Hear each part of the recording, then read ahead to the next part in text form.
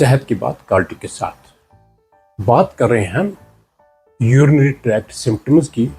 Lower urinary tracked symptoms کی، خاص کر پراسٹیٹ کی۔ یہ تو ہے یورولوجسٹ کا کام، کرتے ہیں وہ اپنی پیج پر آتے ہیں بہت ساری انفارمیشن، لیکن بہت سارے لوگ ہیں ایسے جن کے پاس انفارمیشن نہیں آتی ہوگی، کیونکہ پیشنٹ ہر ایک کے پاس پہنچتا ہے۔ جو بھی پریکٹیشنر ہے، پرائمری کنٹیکٹ جس کو ہم بولتے ہیں، وہ فزیشین بھی ہو سکتا ہے، سرجن بھی ہو سکتا ہے، کبھی کبھی میل گائنیکالوجسٹ بھی ہو سکتا ہے،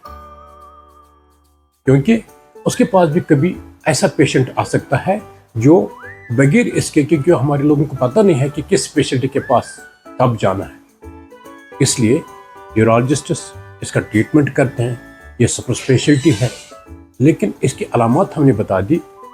اگر پیشاب جلدی آ جائے، اگر روکنا کنٹرول نہ کر سکے،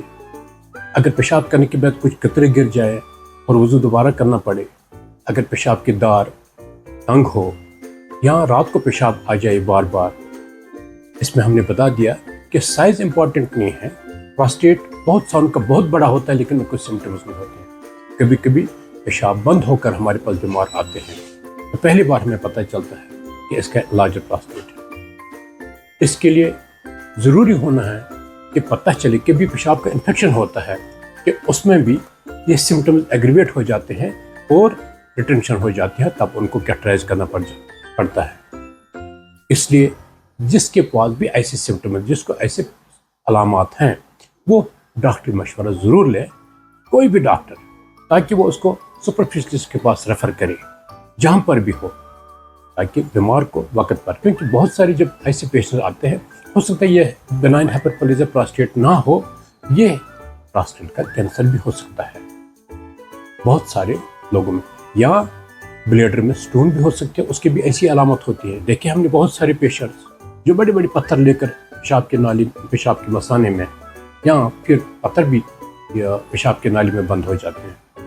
اور کبھی کبھی جو پیشاب کا ٹھیلا ہے اس میں بڑے بڑے پتھر ہم کو دیکھنے کو ملتے ہیں، لیکن وہ پراسٹیٹ کا بولتے ہیں تکلیف ہے۔ بہت ساری علامات، بہت سارے، یا بلیڈر کا اپنا تکلیف، اس میں بھی یہ سمپٹمز ہو سکتے ہیں، بلیڈر ٹیومر ہو سکتا ہے۔ اس لیے جب بھی علامات ایسے ہوں، وقت پر ڈاکٹر مشورہ لیں اور اپنی تشخیص کرائیں۔